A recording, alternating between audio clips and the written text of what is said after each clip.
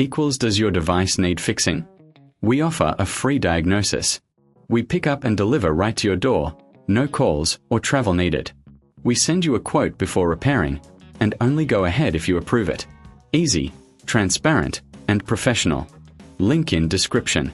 To start, gather your tools: a small Phillips screwdriver, a plastic spudger, and a clean cloth.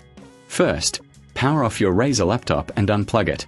Next, remove the screws from the back panel. Keep them safe, you'll need them later. Carefully use the spudger to pry open the back cover.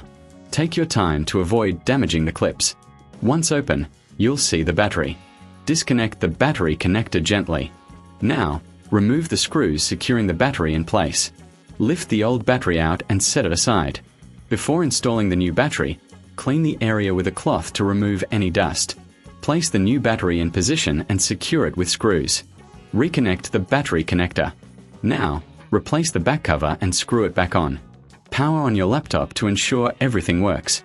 If you need help, remember we offer professional diagnosis without obligation. Enjoy pickup and delivery at your home, so no calls, no travel are necessary.